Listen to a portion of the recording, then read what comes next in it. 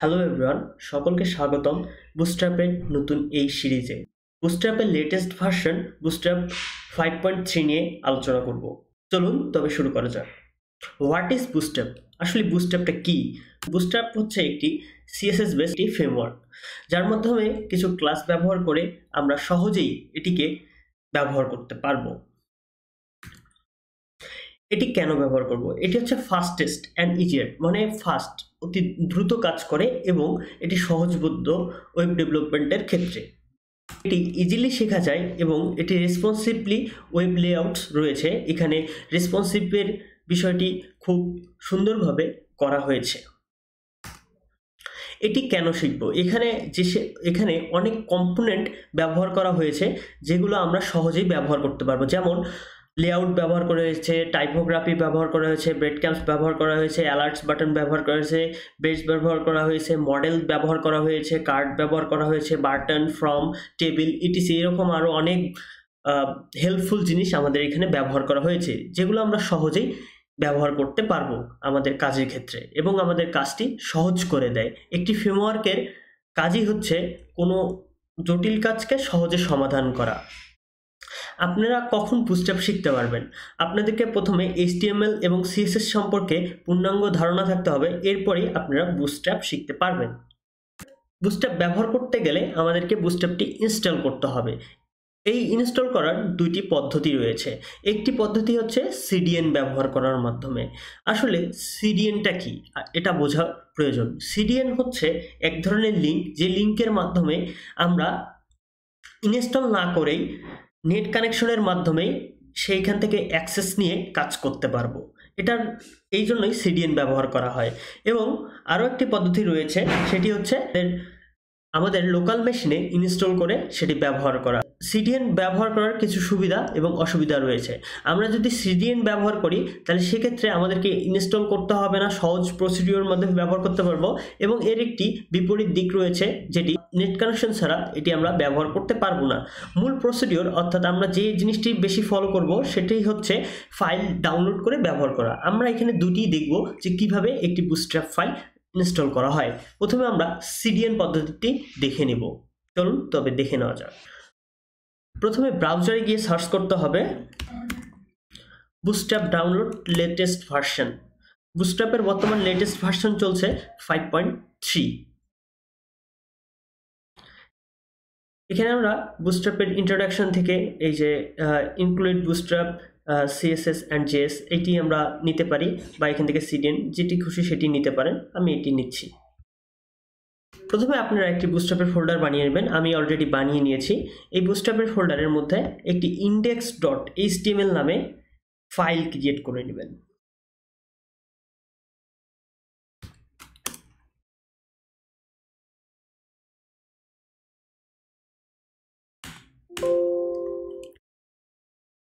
এই ফাইলটি VS code দ্বারা ওপেন করবেন।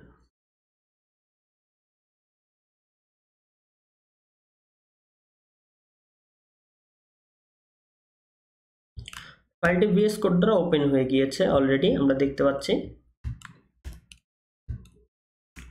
এখানে পেস্ট করে দেব আমরা। এই যে প্রথমে আপনারা দেখতে পাচ্ছেন বুটস্ট্র্যাপের যে CDNটি রয়েছে, এই CDNটি এখানে দিয়ে দেওয়া রয়েছে, তাদের বিল্ট ইন CDN। এই CDNটা ব্যবহার করার মাধ্যমে যে কাজটি হবে সেটা আপনাদেরকে আমি দেখাচ্ছি। এখানে একটি ক্লাস ইউজ করব আমরা। এটি কালার করার জন্য BG সাকসেস নামে একটি ক্লাস রয়েছে, ক্লাসটি আমরা ইউজ করব।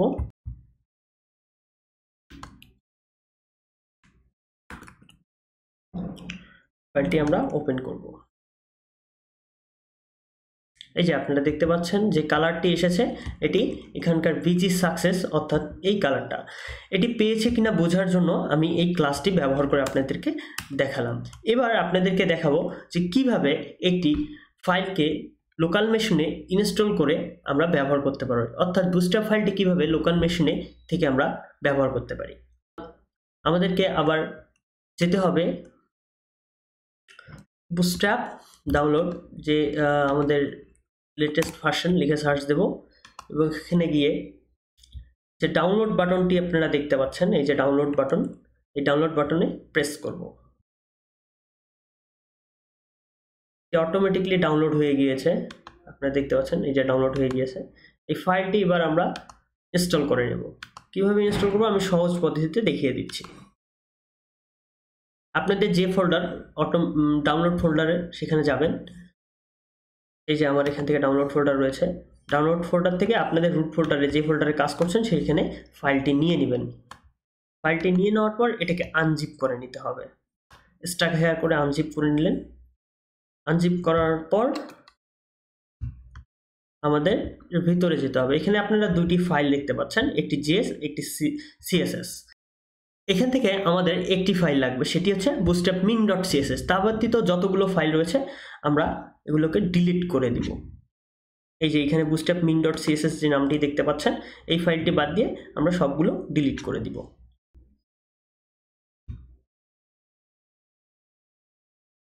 হয়ে গিয়েছে এবার। এবং এই দুইটি ফাইলকে আমরা কাট করে আমরা বাহিরে দিয়ে দিব এবং এটিকে ডিলিট।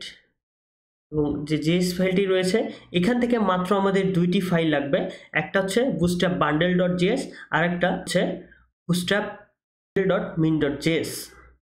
এই দুইটি ফাইল আমাদের দরকার, তা ব্যতীত সবগুলো ফাইল আমরা এখান থেকে ডিলিট করে দিব।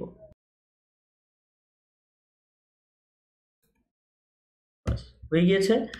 এবার আমরা আবার ভিএস কোডটি ওপেন করব, আমাদের কোড এডিটরটি। কোডটি ওপেন করার পর এবার আমরা যে লিঙ্ক ট্যাগটি আছে, লিঙ্ক ট্যাগের পরিবর্তে আমরা যে লিঙ্ক ট্যাগটি রয়েছে এবং স্ক্রিপ্ট ট্যাগটি রয়েছে আমরা এই দুটোকে সরিয়ে দেব। সরিয়ে দিয়ে এবার লোকাল মেশিন থেকে আমরা অ্যাক্সেস করব। লিঙ্ক এখানে প্রথমে আছে আমাদের সিএসএস এর পর bootstrap min.css। এরপর আমাদের স্ক্রিপ্টের মধ্যে এসআরসি ব্যবহার করব। এসআরসি ব্যবহার করে এখানে জেএস এর যে ফাইল দুটি রয়েছে, জেএস bootstrap bundle.min.js এই ফাইলটি প্রথমে দিব, দেন আবার স্ক্রিপ্ট ট্যাগ নেব, এসআরসি ইউজ করব এবং জেএস bundle.js এটি দিয়ে দেব, ক্লোজ করে দেব। আবার আমরা দেখব যে আমাদের পাচ্ছে কিনা। আপনারা দেখতে পাচ্ছেন এটি ঠিকভাবে কাজ করছে। এটাই ছিল আমাদের বুটস্ট্র্যাপের ইনস্টলেশন প্রসেস।